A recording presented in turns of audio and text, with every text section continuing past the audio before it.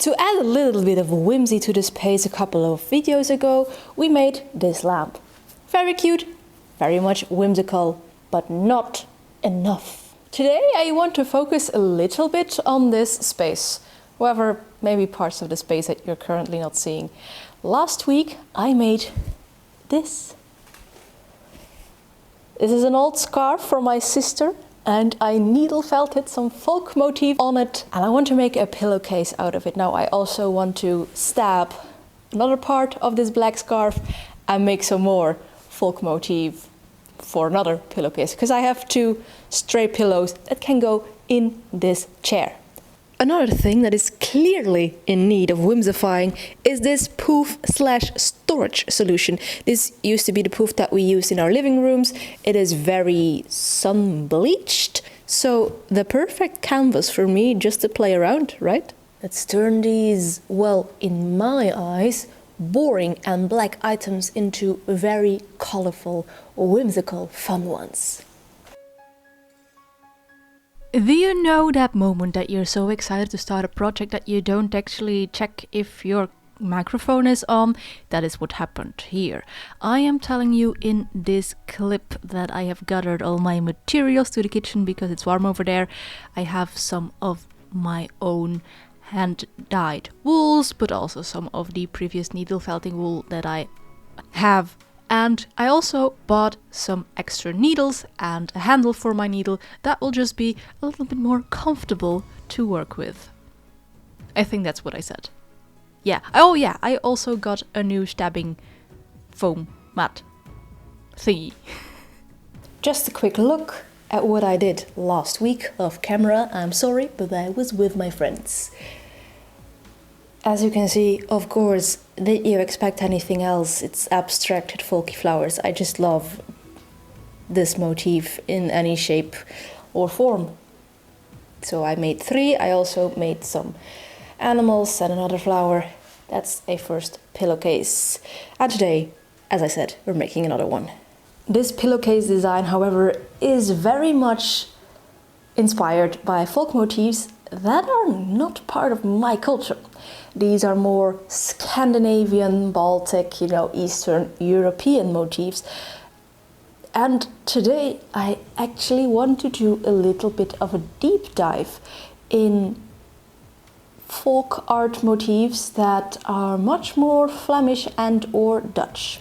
But that seemed trickier than I thought it was. I went on a little internet deep dive and found that unlike Eastern European or Scandinavian or Austrian counterparts, our folk dress wasn't as heavily decorated and embroidered. It featured a lot of colors, but that was more in the layers of the clothing. The fabrics were often unicolored or striped or plaid, which, if you are Flemish, maybe surprises you, because if you think of Flemish folk dress, you might think of very dark black and grey, and for the man a blue shirt and a red white dotted kerchief.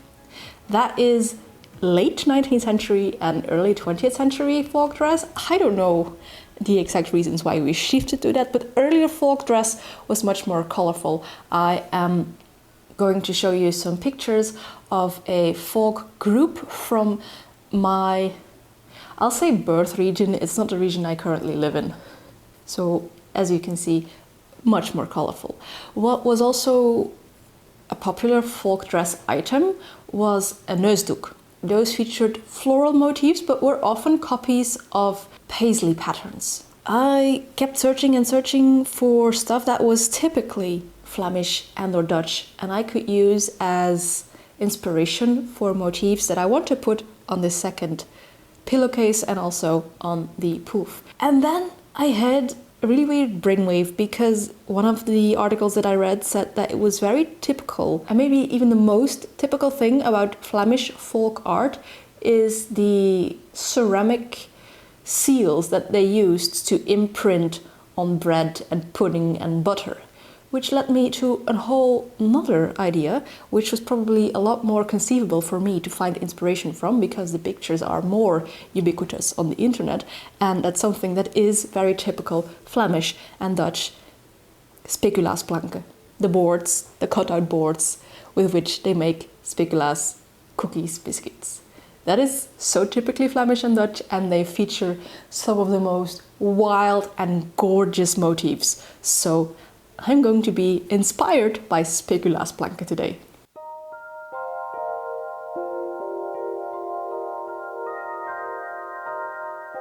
So I made a couple of really quick sketches of some designs, some motifs on speculaasplanken that I thought were really interesting and, well, subjectively felt the most me, like things that I want to put on my stuff, which is flowers, of course. I saw quite a lot of flowers and birds.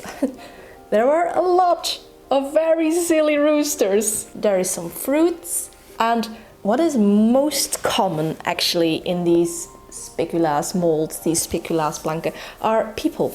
So I also sketched a little lady with some decorative clothing.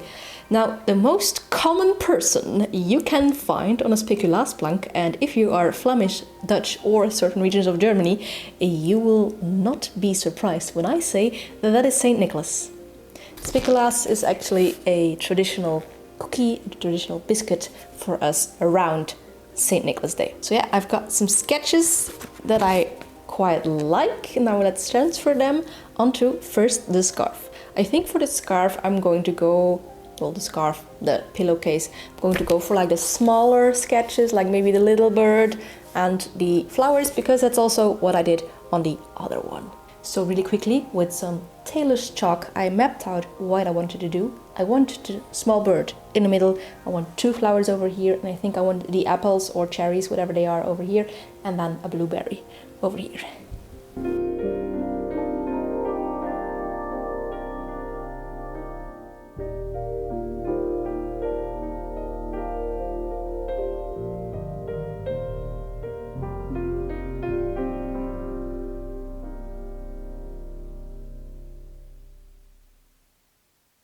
Little progress update. Haha, we've got a chunky little pigeon and 2 flowers. I have decided that I wanted to make it a pigeon, so I made it white, mostly. They're so derpy, all of it. But what's not to love about a derpy pillowcase? It's also very clear that I am much more confident with a pencil than with a felting needle. Which is not weird, because I have been drawing for 26 years, like going to art school since I was 6, and I have just picked up needle felting at the end of last year.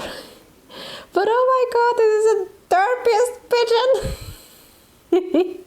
Now, of course, speculaasplanken are just wood. There is no colors in them, and I designated this plant to be a lily of the valley, but I realize now that could perfectly have been bluebells as well, but now it's lily of the valley. Somehow these designs feel less derpy, but that's probably because they take up much more space. They're simpler shapes, while these are a little bit more true to nature. Like, even the speculaasplank really tried to imitate the feathers on the bird, multiple leaves on what I think is a marguerite, but I made it really an unexisting flower, and the veins in the leaves. Anyway, let's add the apples or cherries, whatever they are, and the blueberry. Now you also might notice that I am not limiting myself to the colors that were originally in that €1 needle felting kit that I used at the end of last year. I'm also using some of my naturally dyed wool, and then also some merino that is in my stash. At least then it gets used, because I probably won't spin it all.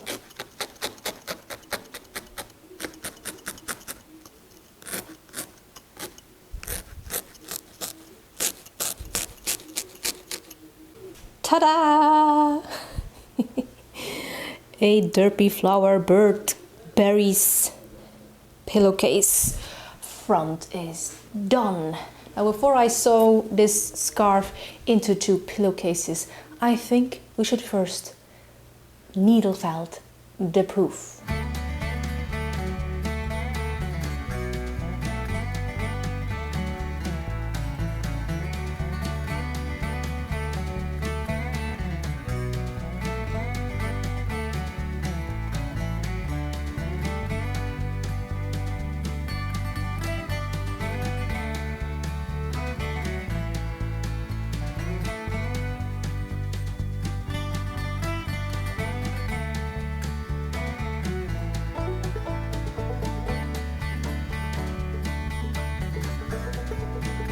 For the sides of the poof, I'm really going hard on the speculaasplanken core side of things. 2 of the 4 sides will have this big crazy rooster, and then the remaining 2 sides will have the cute, well also big, speculaas lady.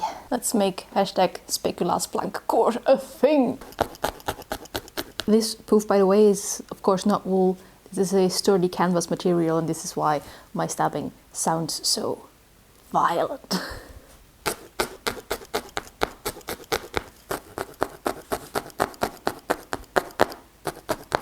What I've learned in my little preliminary research trip to Google is that actually most Flemish folk art is devotional art.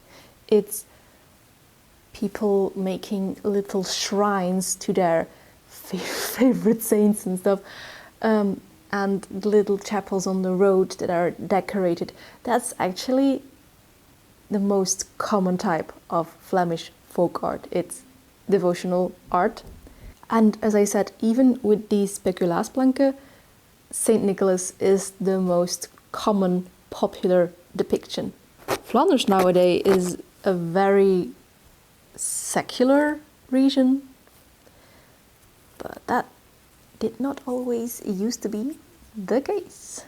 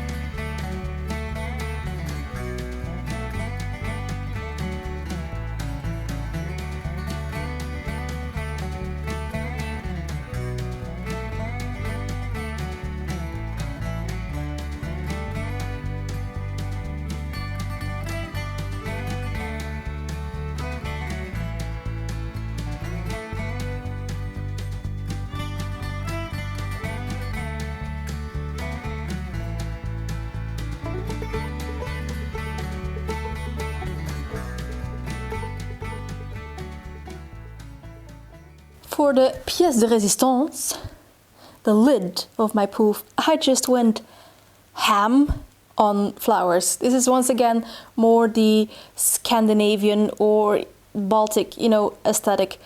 But I just love it, and I need to physically restrain myself from turning my entire house into a mural just like this. Like, you see this wallpaper, right? I just get so happy from seeing a stem with these leaves. A stem with these leaves. Just, I don't know. I have a reaction to it. But now with the poof all assembled, lid is done, sides, yeah, they don't feel done. It's like the lid is so wild, and then the sides are too peaceful, too calm. There is not enough going on. I think at a later stage I want to add more flowers on the sides as well. But this rooster makes me happy. But I say later stage because I have been stabbing and stabbing for almost a week, and my thumb is starting to protest. It's saying calm down, Jente. So I will listen and Jente will calm down. Currently, this is still a scarf, but not for long. My very basic plan of turning this into a pillowcase is cutting out a rectangle here, so that this leaves a little bit of leftover to tuck it in, and then, well, the same size of the pillow over here, and just sew that together.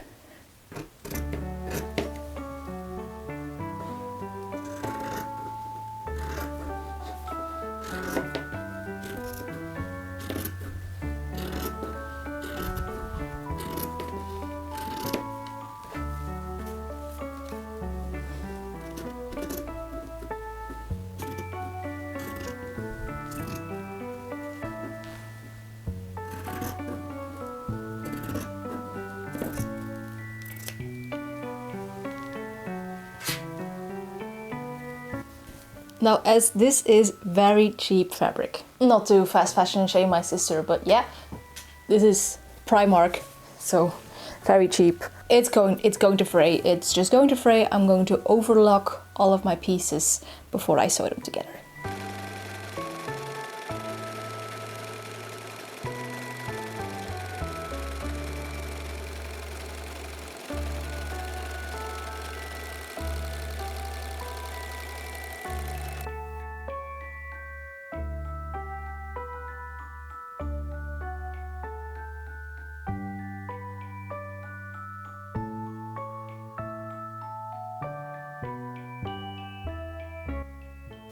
Ta-da!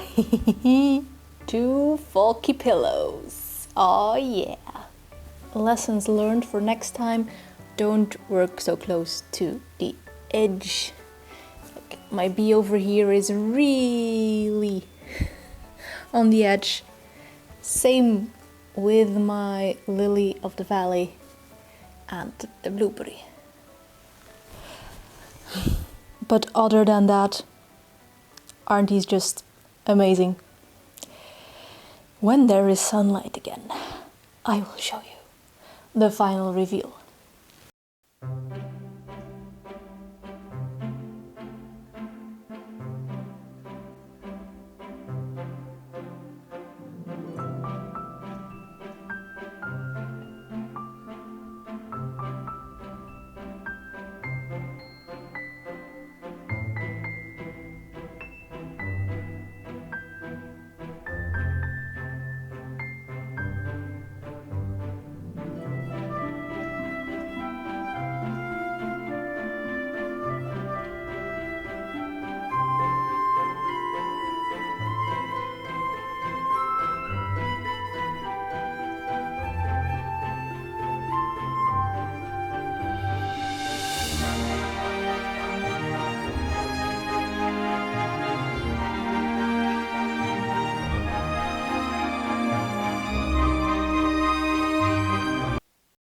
There still are so many unwhimsical things going on in this space, especially that side, like sink, boiler, electricity, all the very utilitarian and very useful stuff. But I'm happy that there is just a little bit of extra whimsy now. Could they have been better? Absolutely. I think all of it, the 2 pillows and the poof, could have benefited from a little bit more planning, honestly. I have said before, some of the designs are really close to the edge, and maybe if I had mapped out what I wanted to do before I started doing it, that might not have been the case. But, you know, I'm in essence a feral crafter. So was I going to do that? No, of course not. I was going to do this always, all the time, and it's fun. It's fun. It's bright colored, it's florals, it's nature motifs. I'm just happy looking at them, and yeah. I think especially with the poof, I'm not done. I'm really happy with the top, even though with a little bit of planning, that would be even better because the flowers aren't even. But as I think I said before, I want to add some more on the sides. For now, it's a little bit empty and it could use some more extra flowers, probably. I had a really fun exercise. Well, not on this one. This one is just, you know, what I would do if I searched folk art on Pinterest. But here we go. I had a really fun exercise trying to get inspired by something that is deeply rooted in my own culture. I learned a lot of things about my own culture because that's something I struggle with. Not about learning about my own culture, but like when people ask me, oh, do tell about Belgian Flemish culture, I draw a blank because Belgian/Flemish culture is so normal to me that it is hard to put into words. So yeah, here you go. I have made some designs based on a really specific thing that is really specific to Belgian and Dutch culture. I however, honestly must say that I kind of like this pillow better than this one, but I think that has more to do with planning than anything else. This bird is just prettier. If I had made a prettier bird, this would have been the better pillow, of course. But yes, folk art never fails to make me happy, and I think the studio is going to see a lot more of it. Maybe, I don't know, could be a thread. I feel inspired in any way. I hope you do too, and if you like this kind of fiber shenanigans, then maybe you could like, comment or subscribe, but of course that is all up to you. And as for me, I will see you in the next video, but before we do that, maybe you could look at some other craft shenanigans. Bye!